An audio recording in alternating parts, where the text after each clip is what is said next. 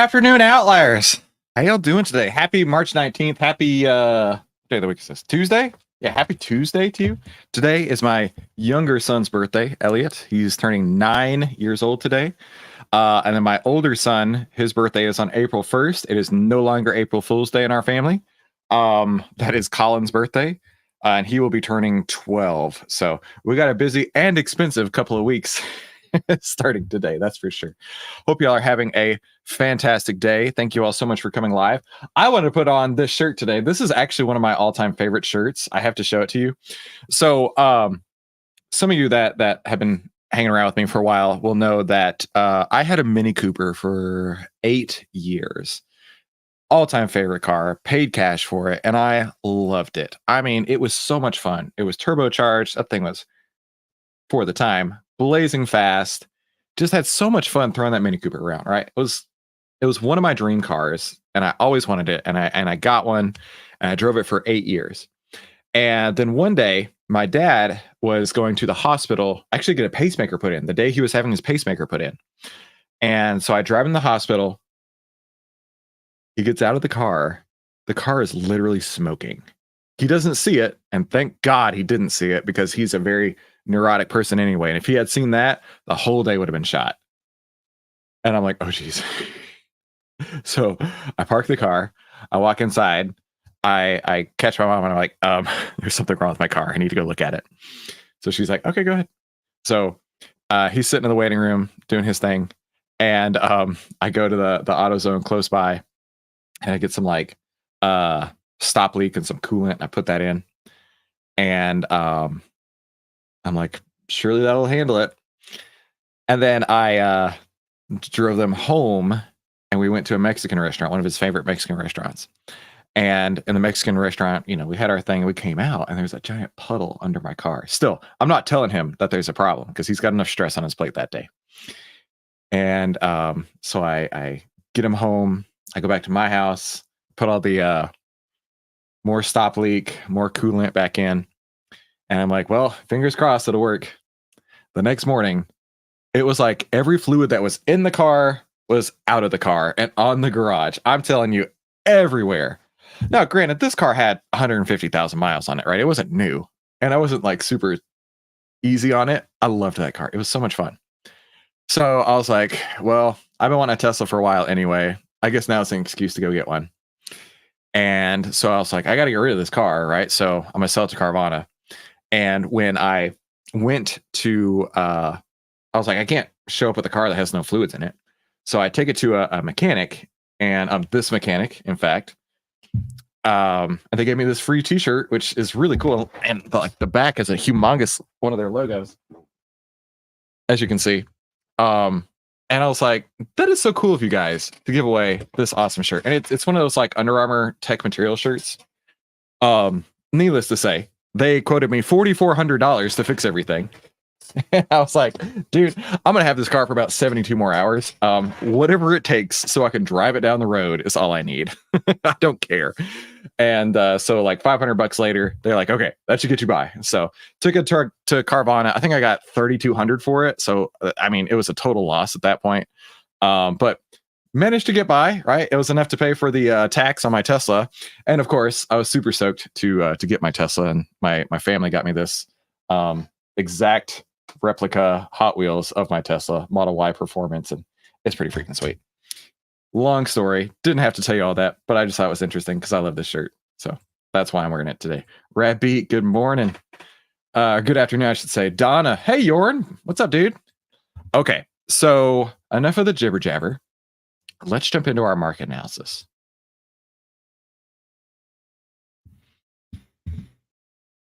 There we go.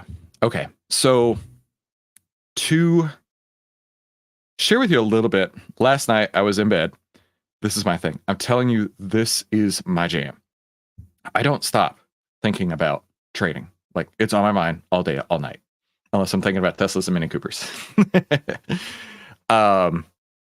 So the other couple days ago, I did a lot of back testing, and I found that when you add in, I spent some time on this yesterday, so I won't go into too much detail. When you add in the layering of a green overlay plus a buy signal, irrespective of what MMFI or anything else is doing. 69% win rates when the percent of stocks on the bull list, let that load just for a second, is less than 50%. Over 50%, 75% win rate. 2.5% average return when the bull list is over 50%. 4.4% when it's over 50%. These are tremendous numbers. These are ludicrous numbers. And you can find these exact numbers. Just download the watch list. All of the stocks that are still showing a buy signal in 2024, you'll get this exact same data. So I was like, whoa, this is monster. So I guess market breadth really, in this case with OVTLYR, doesn't make too much of a difference. Now, if you're getting a stock, and the easiest way to find the overlay is you just pop this open and show you see the overlay colors right there. That's pretty handy, right? And you can filter now. We couldn't filter before the 2.0. So greens, full list on the greens. So you can filter off all the reds. You can filter off all the whites, which don't perform anywhere close to the greens. So then last night I was laying in bed and I'm like, I wonder what does, like legitimately I was laying in bed. I wonder what the short back testing would look like. So I pulled the data and I'm actually in bed. This is a screenshot from my phone on Google Sheets. And I was like, no freaking way. This is better. This is even better, right? So 2.5, let's say average 3.25 average return, 70-ish% win rate going long. Going short, you're not gonna believe this. Average return, basically over 8%. What? Win rates in the 75% range on average. What? And that's combining a combining a sell signal. So the bear list, combining a bear list with red overlays. So like this one right here. And I'm looking at the data and I'm like, this is not possible. Right? And it just shows like these average returns going short in a green overlay, don't even attempt it. Going short in a white overlay, it's okay. Going short in a red overlay, give me no freaking way. Like, I love doing this on a daily basis with you guys because you can see just how excited I get because I am a trader and I use this and I am a partner with OVTLYR. And to see what this can do boggles my mind. I don't know the workings of this. This is all Mahesh and Mark. Boggles my mind just how well this can pull through. So super, super stoked about that. Now, so that was while I was laying in bed. A couple things. We had someone in the Discord suggest these, right? We already got it. We already got it on the buy signals. Mahesh said that the sell signals will be updated by tomorrow. So that's cool. That's a nice improvement, a nice UI improvement.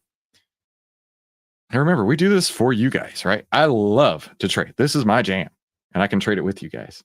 Now, there are two things that I want to talk about real quick before we jump into trading. First, Leo in the Discord had talked about selling options. Now, if you have a copy of the Secret Investing book, right? If you have a copy of my book here, I go into a pretty good amount of detail as far as selling options, right? When I wrote that, I was an avid option seller, right? But I still wasn't making money. And so I actually sought out some help. I was like, okay, listen, I know that this is legit what happened to me. And I'm just going to recap the story real quick. You can read it in the Discord. I was like, there has to be people who have made real money in the market. I need to go talk to them. So I put out my feelers, right? And I was able to connect with 5 of the market wizards: Mark Minervini, Jack Schwager, Larry Haight, Jason Shapiro, and Tom Basso. And then, of course, my very favorite mentor of all time is Steve Burns. Steve Burns is somebody that I owe mainly everything to. So this is Steve on Twitter if you want to follow him. The biggest thing that I learned was when I was talking to Minervini. He said, Chris, this is why your trades suck. I'll never forget that. I was like, oh man, that hurt, right? Having one of your heroes just stab you in the back. And then Steve said to me, I used to trade that way too. And then I realized I wanted to make money. And I was like, all right, Chris, you need to shut the frick up and listen to these guys because they have actually made real money. So I learned as much as I possibly could. Larry Height and Minervini and Steve Burns were definitely the biggest impacts on me. Larry Height is the one who taught me the strategy we use every day with the deep in the money options. You can Google it. It's called stock replacement strategy. And essentially, it's how you can get incredible leverage on a stock and have it behave like a futures contract, which is super cool. And then what else was I going to say? And then taking losses. Man, when he talked to me, it was like every other thing he would tell me. He's like, Chris, take losses. Chris, take losses. Do this and that. Make sure you take losses. And man, I have so much that I owe to them. But a lot of that, where I'm going with this is selling options is a very, very skewed risk to reward. Like I remember 10 to 1, right? Risking 10 to make 1. And it was not uncommon. It was super common to have at least 5 to 1, right? I have to put up 5 and I might make 1. So if I lose, it takes me 9 perfect winners in a row to make up for the 1 loser. And trust me, I was losing all the time. So because of that, I was like, there's no way I'm going to continue to do that. So Leo, I hope that this story was helpful to you. But at the end of the day, the objective here is to maximize returns, minimize risk. And the way you do that is not by selling options. Absolutely not. Hey, Victor. Hey, Jean-Louis Que Paso. Well, no, I guess Que Paso is not Jean-Louis. I don't know. Teach me some French. I live in Texas. I know a decent amount of Spanish. Jorn, thanks, dude. So either way, I thought I'd share that. Now, there was a question here from look, dude, I live in Texas. All right. When I see this, I read it as comment Kava. I know that's not right. I'm gonna have to Google how to say that. Okay, hang on. There was a question that I wanted to answer because I forgot to answer it yesterday. I felt like a total jerk. The better put strategy. Okay, so inside of the Secret Investing book, which you can get a free download of it in the Discord, I talk about the better put and better call strategies. Give me just a second here. I need to build that up. Should have done this ahead of time. Sorry. This is a really cool website called optionstrat.com. Build. I'm going to show you a really cool strategy called the better put. I named it that. But I don't use it. I used to, but I don't use it anymore. Now let me explain how it works. So imagine this is a call, right? So 515 call. This is where's at the money? Is that at the money? Let's go like 560. All right. So let's say a SPY 560 call. What's the expiration here? April 19th. All right. 560 call on the SPY. Right. It's hella out of the money. Let's move it up a little bit. Instead of 560, let's do like 530. All right. 530 call. There. So that would cost you, let's say, $2.20. The way that you build what I call the better put is you sell a put spread and then you buy a long call with the premium that you sell it for. So let's show you what that would look like. So we would sell a put close to the money. So let's say 513. So it's still out of the money as a put. And then we'd buy another put a little bit further away. So let's say if that's 513, let's say 508. So that's $5 wide, still buying the call. the total. There you go. Now that still comes up with a debit. In order to do that, you have to get a credit. The only way that this works is if you have a credit. So in this case, I couldn't do it here. So let's move this out from 530 to 540. All right, let's move this down to 540. Okay, 94-cent credit. Check this out. This is actually really cool and why I liked it so much. So the current price is roughly $514.50, right? That's the current price right now. It can go down to the break-even point. Here it is, of $512.09. So it can go down $3, and you still are profitable on this trade at expiration.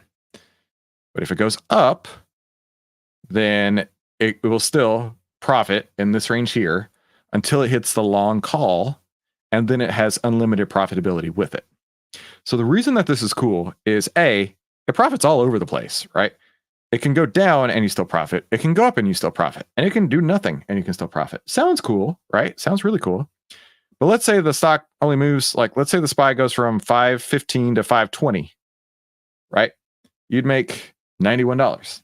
If it went to 538, you'd still make $91. If it went down to 513, you'd still make $91, right? You don't really make all that much in here, where the likelihood is at.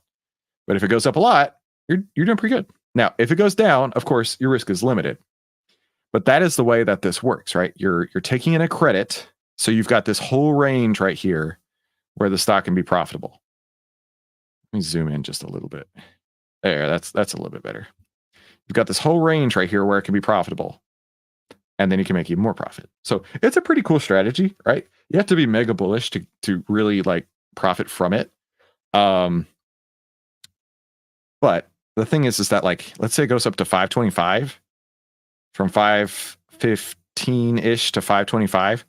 You're not making much money, right? You're making $91 instead of, like, if we change this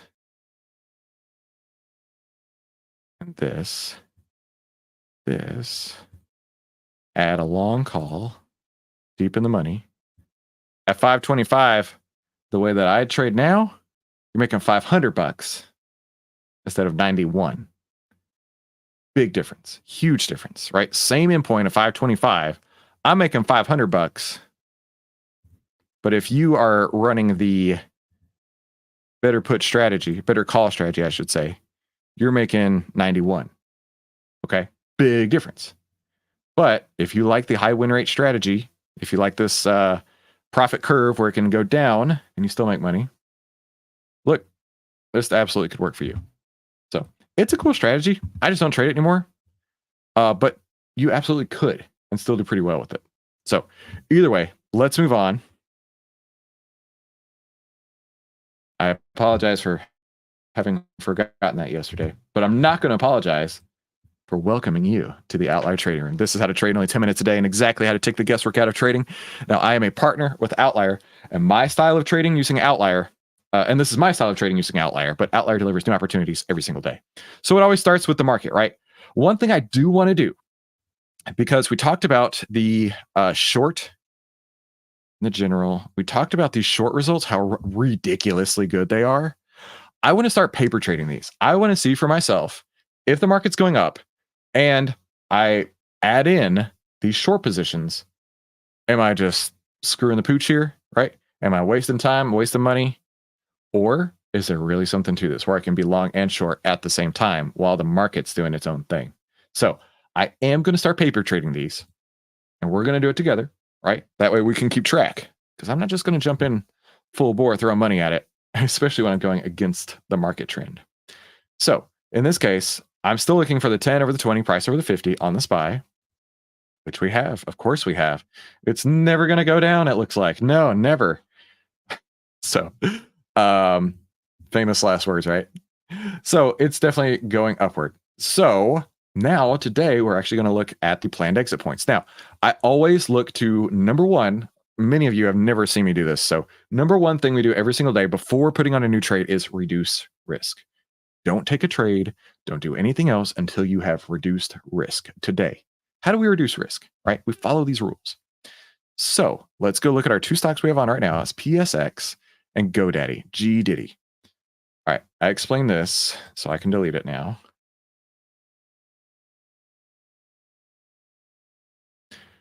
All right, so remember, we hit this yesterday's low, 156.31. You can see today's low was within a couple pennies of it. And I don't put I don't put orders into the market. Okay. I wait until the end of the day because it's basically at where we got in yesterday, right? It's unchanged from where we got in. But we need to go through this. Is it hitting the 10 EMA? No, that's way down here. A half ATR was somewhere around here.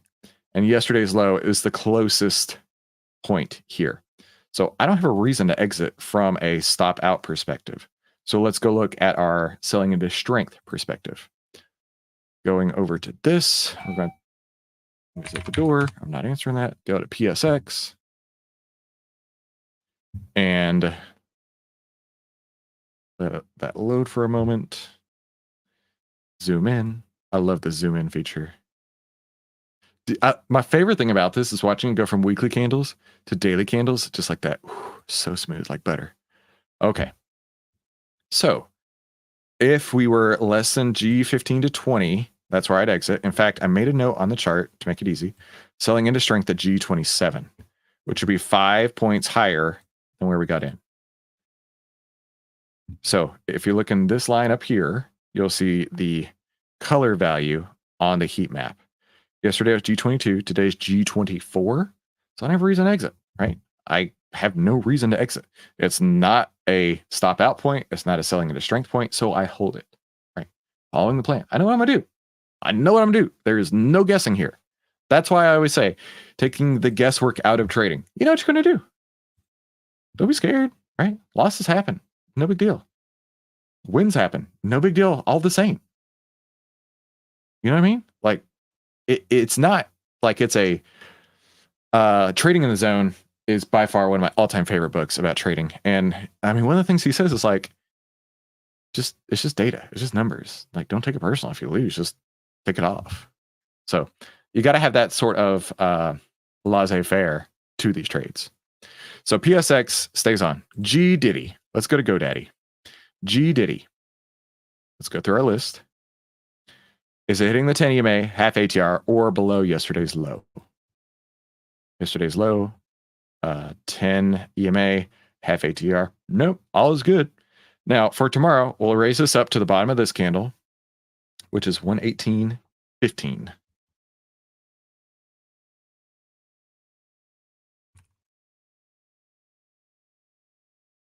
So that'll be the exit point for tomorrow. I know what I'm going to do. Let's go to PSX real quick. I did want to mention this. So yesterday's low, 156.31. Today's low was 156.28. So it's 3 cents lower. Never, for the rest of your life, lower your stop out points. Lower your planned exit points. You will never do that again. Who told me that? I feel like it was Larry Hite, but it may have been Tom Basso or both. It's like, look, if you put this on and you commit to getting out at 156.31, and even if today's candle goes 3 cents below there, right? That doesn't mean you now get to tweak it down. No. You're only going to tweak it up from this point. You're only going to reduce risk. That's what I said a minute ago. You're only going to reduce risk. You will never add risk. If I tweaked this down by 3 cents, I'd be adding risk. So I'm not going to do that. Hell no. Now, for GDIDI, let's see if I need to get out 5 points higher. So selling to strength at G32 or higher. GDIDI.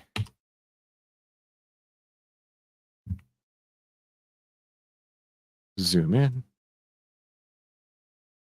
All right, yesterday was G27. Today is G28. I'm looking at this bar up here. So it is not, like I said, G28. It is not a selling to strength candidate. So all is good there. So let's move on, right? Before we do anything, we look to take off any trades. Now we move on. So we're going to grab outlier signals for today, filter on the reds and the greens. And like I say, we're going to be looking to paper trade the sell signals. So I've already done that here. This is the longs. This is the shorts. I've already dropped them into my own list that I created in TrendSpider. I just like to pop this up. You don't have to buy TrendSpider, but if you want it, there's a discount code for you. So OVTLYR long scanner. That's not OVTLYR long list. So it's not very many, right?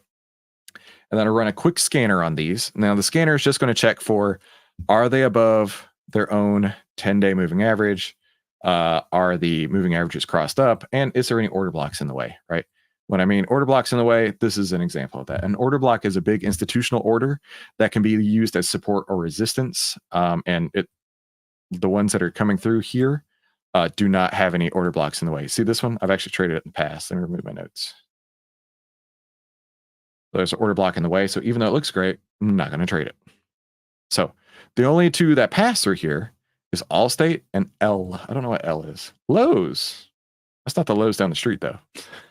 That's low WS. Either way.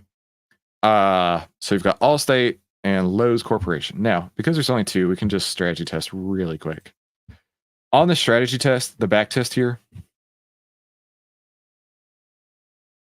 that's the scanner, right?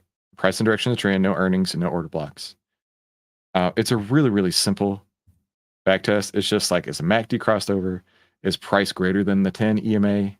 And then just, I did add this today, is price close greater than yesterday's low, right? Because it could still be like right here, but it's below yesterday's low, and that's an exit point for me. I'm not an entry point. So the back test is ultra easy, just above the 10 EMA, less than 10 EMA as the exit point.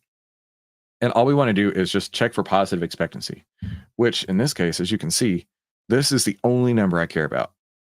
If this is a negative number like this, that's negative expectancy, and I'm not trading it. So this one here, 6.7, has positive expectancy. I like that.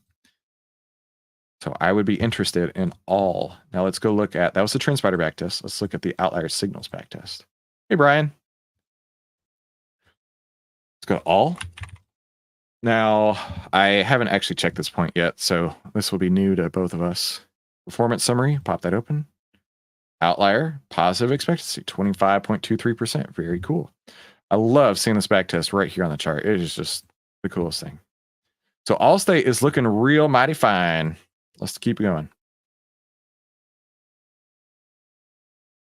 So this is the only one. So we want to look at 21 days to expiration, 250 plus open interest, less than 50-cent bid-ask spread, 20% or so extrinsic value, generally around the 80 delta. So if I go into Tastyworks and I go to all, go to April, because that's 21 days more than 21 days, I should say. I was looking at this earlier. So this is 30 cents wide. This has plenty of liquidity. Open interest is in the 400,000 or 400s. It's 72 delta, which doesn't matter all that much. So 219 over $9 is how much? Oh, 24%. It's actually less than I thought. Thought it'd be about 30%. Clearly, Chris doesn't know math, because that would be like $3, wouldn't it? Shut up. All right, 3. I have no reason not to take that trade. Why do I have no reason not to take that trade? It fits all my criteria. 24% is totally fine. 30 cents wide. It fit from a chart perspective. So this is a trade I'm going to put on. I wasn't 100% sure until right now. Okay, so this is Allstate, April 19th, 155 calls. I'm going on my business account on the other screen to put this in. Allstate, April 19th, 155 calls. Let's see where we can get filled. So 9, probably start at 9. Oh. I'm sorry. You've got to get your position size. Always get your position size, right? I have this scanner that I built for you. You can link to it inside of how to the trade in 10 minutes channel. Click this one right here, OVTLYR scanner. Sometimes Google has been fighting me the last couple days. There you go. There's your position size. So grab your position size. And of course, when you put your data in here, be sure to change that. All right, let me try. I'm going to start at 9. Hang on, what is it? 9 on the dot. Review and send. All right, that's working. Let's pull this up over here. Okay, I'm not filled at 9. Let's go 9:05. Okay, I'm in. Average fill price 9:05. Let me write that down. So I'm in on 319 in Allstate long calls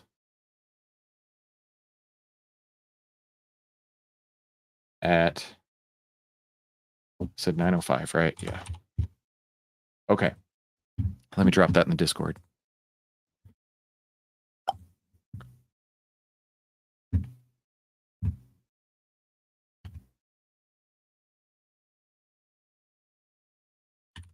All right, 319, trade number 1. 419. Who was that again? Allstate. That was, which calls was that? 155 calls for 9:05.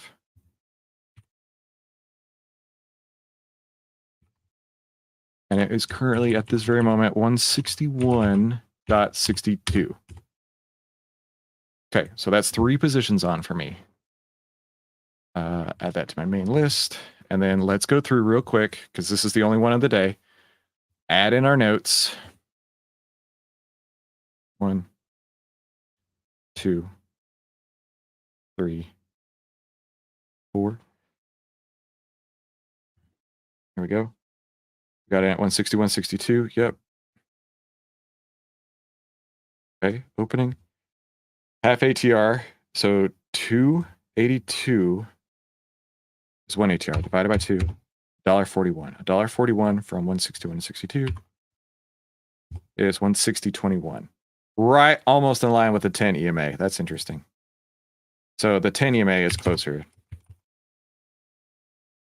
So we'll go with that. Okay. Just like 20 cents closer, but still. And then we need to go 1 ATR above for when we roll it. So 282. 164.44.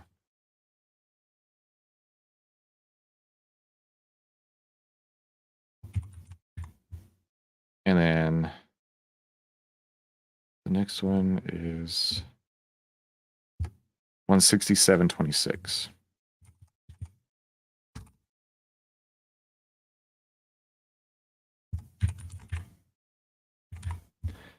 All right, so when we hit those points, we'll look to roll up. And then currently, what shade of green are we at? G13. So my exit point is when it gets up to G15, which legitimately could be tomorrow. Okay, it totally could be tomorrow, or it may take a few days. I don't know. But if it lands into anywhere between G15 and G20, I get out. All right, so that used to be color shading, but now we can be a lot more specific. So when it goes from G13 to G15, I'll look to get out. And I'll say on here,